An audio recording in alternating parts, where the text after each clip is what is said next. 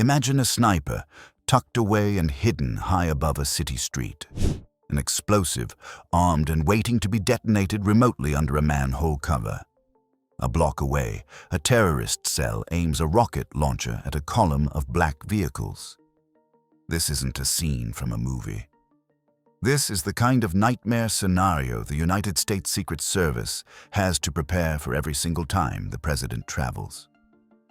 It's a constant, three-dimensional chess game against an invisible enemy, where the stakes are nothing less than the continuity of government and the stability of the world.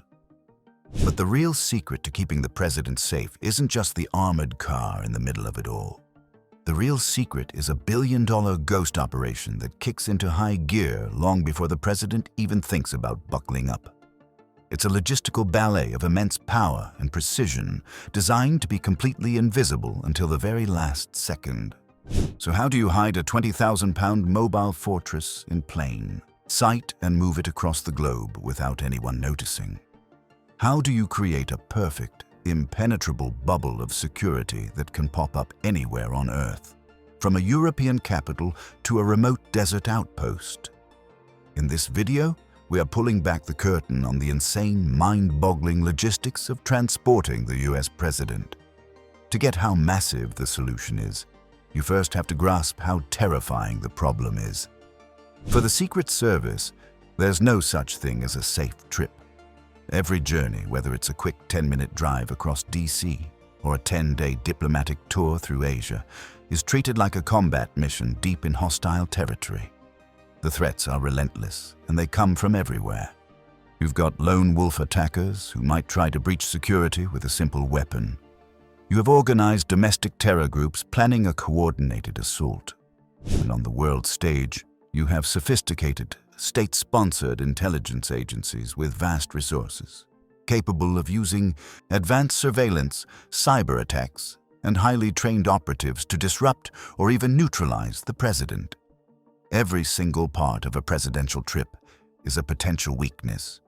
The route from the airport, the hotel, the summit venue. Even the air the president breathes is a concern. A chemical agent could be released into a ventilation system. An IED could be hidden in a car or disguised as street furniture. Electronic warfare could jam communications. Snipers could be positioned miles away. This is the world the Secret Service operates in, a state of constant, justified paranoia, where every detail matters and one mistake could trigger a global catastrophe. Their mission isn't just to react to threats, but to get ahead of them entirely. They have to create an environment so controlled, so locked down, that an attack becomes almost impossible. This thinking is what drives the entire operation. You don't just protect the president, you transport his entire security ecosystem with him. You don't just enter a foreign place, you build an American fortress inside it. That shield doesn't start with a plane or a helicopter. It starts on the ground with a rolling fortress that has become a legend. The most famous piece of this security puzzle is the presidential motorcade. But what you see on the news is just the tip of a very large, very heavy iceberg. The full procession can be 40 to 50 vehicles and over 100 people, a steel serpent winding through cleared city streets. At its heart is the star of the show, the presidential state car, known respectfully as the Beast. Calling the Beast a car is a serious understatement. It's a survival cell, a command center, and a rolling bunker that just happens to look like a Cadillac. Built by General Motors on a heavy-duty truck chassis, it weighs an estimated 15,000 to 20,000 pounds. That weight comes from its armor. The body is a mix of steel, aluminum, titanium, and ceramic, designed to stop everything, from rifle rounds to explosives.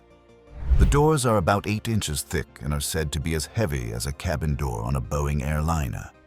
The windows are a 5-inch thick sandwich of ballistic glass, able to stop a .44 Magnum round at point-blank range.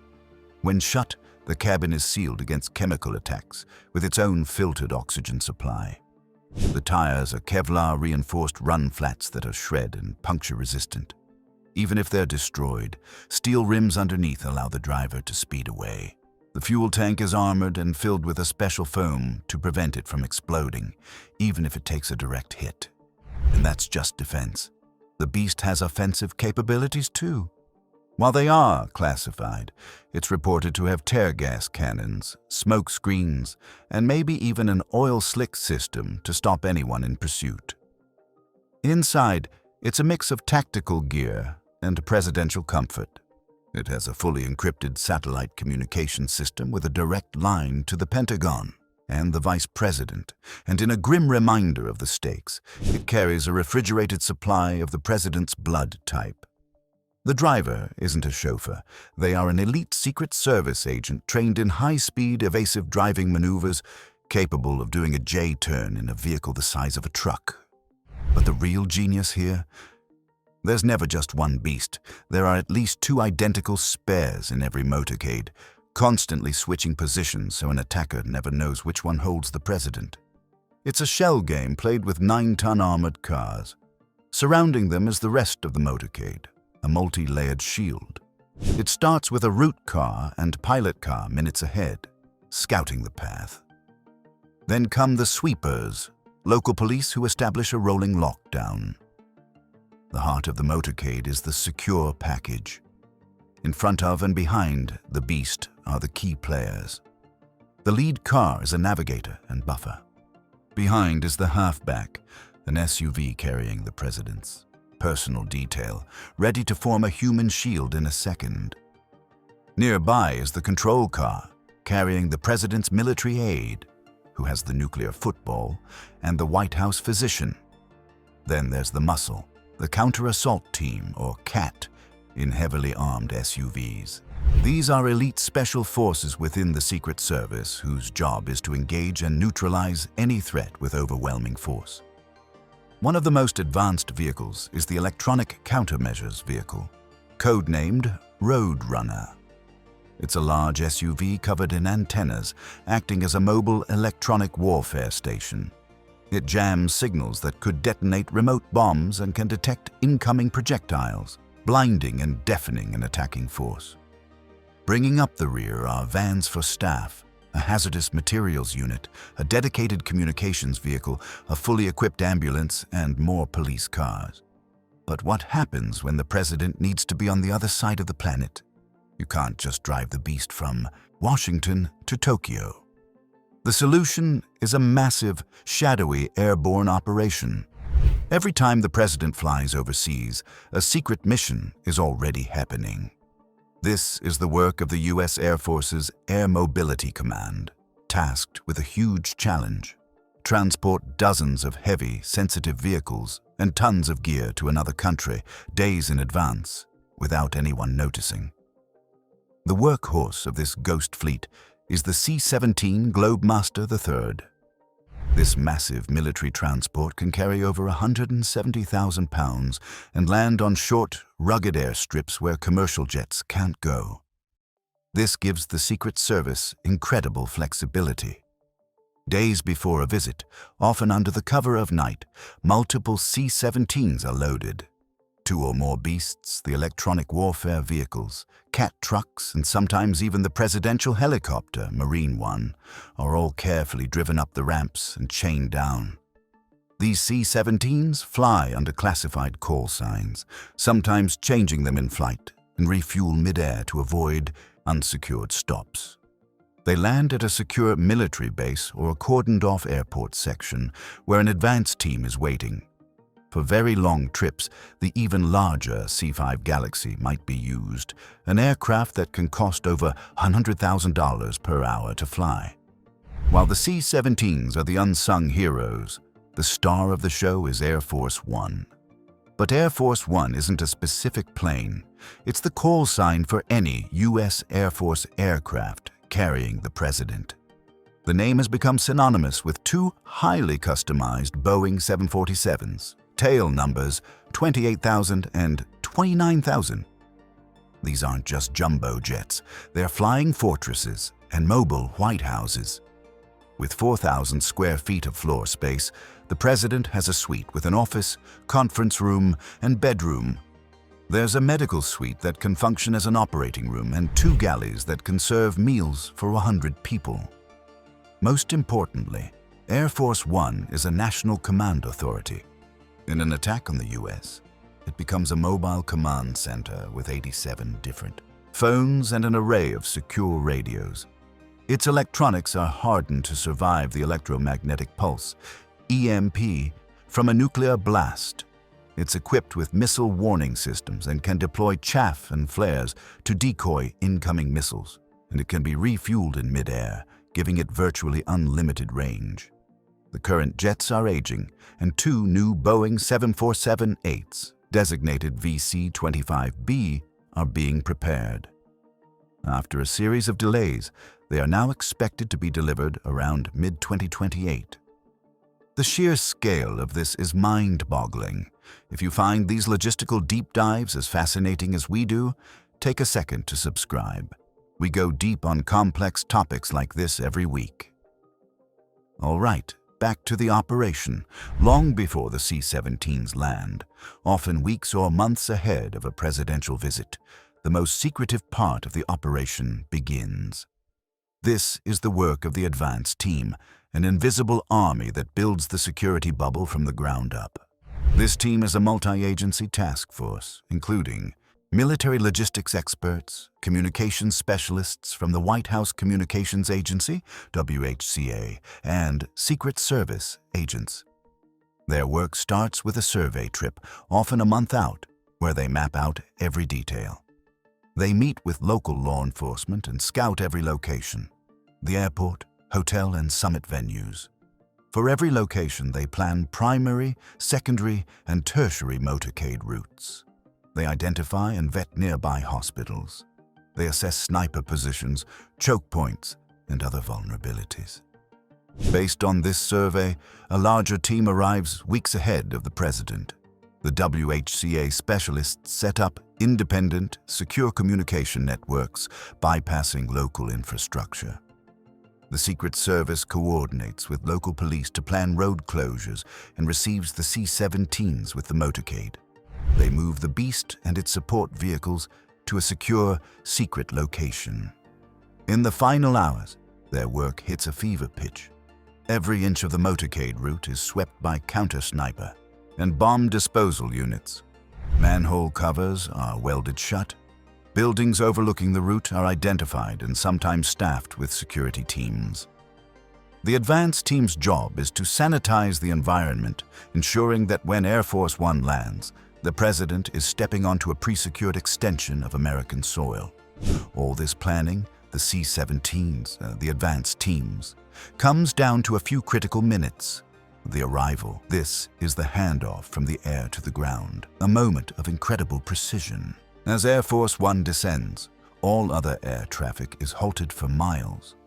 On the ground, the full motorcade moves from its secret staging area to a secure spot at the airport, engines running. Air Force One taxis to a remote, guarded section of the airfield. As it stops, the motorcade pulls up in perfect formation, with the Beast positioned directly at the base of the stairs. The goal? Minimize the president's exposure time to mere seconds. As the door opens, Secret Service agents emerge first, scanning everything. The president then descends, surrounded by his detail, takes a few steps, and disappears into the Beast. The heavy door closes, and within seconds, the motorcade is accelerating away. Often, the decoy Beast will peel off in another direction, adding one last layer of confusion. For shorter trips, another key asset comes into play: Marine One. This is the call sign for any Marine Corps aircraft with the president aboard. Typically an iconic white-top helicopter from the HMX-1 squadron. Marine One is often used for the short flight from the White House to Joint Base Andrews. Like its bigger cousin, Marine One is a fortress. The new VH-92A Patriot helicopters, which began presidential transport in 2024, have advanced communications, armor, and anti-missile defenses.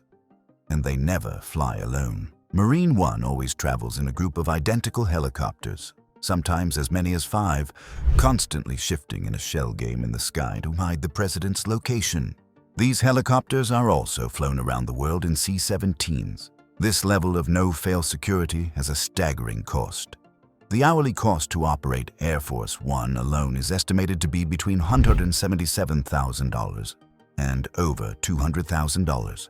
A single short trip, like to New York City, can cost over $150,000 just for the flight. When the president travels internationally, the costs explode, with some analyses suggesting a single day can approach $200 million. That single-day cost is more than the annual revenue of some companies. It's the price of projecting American power and ensuring the continuity of government. It's the price for a perfect mobile bubble of sovereignty that can be deployed anywhere on Earth at a moment's notice. So, the next time you see a news clip of the president stepping off Air Force One, remember what you're not seeing. You're not seeing the ghost fleet of C-17s that landed in the dead of night 3 days earlier. You're not seeing the advanced team that sanitized every inch of the environment. You're not seeing the decoy beast waiting to create a diversion or the electronic warfare vehicle jamming the airwaves. You're not seeing the airborne command center hardened against a nuclear blast or the helicopter squadron ready for an emergency extraction. What you are seeing is the final, visible act of a logistical ballet of almost unimaginable complexity. It's a system of deception, technology, and overwhelming force, all designed to protect one person. It's born from the knowledge that in a dangerous world, the safety of the president is paramount, not just for the individual, but for the stability of a nation and the world. It is the ultimate expression of power and precision. A billion-dollar operation that unfolds in the shadows, all to guarantee a safe journey. If you made it this far, you're clearly a fan of deep logistical breakdowns. You'll love our video breaking down the insane logistics of an aircraft carrier strike group. So check that out. Next, let us know in the comments. What do you think is the most insane part of this whole operation? The flying fortress, the army of decoys, or that billion-dollar price tag? Thanks for watching.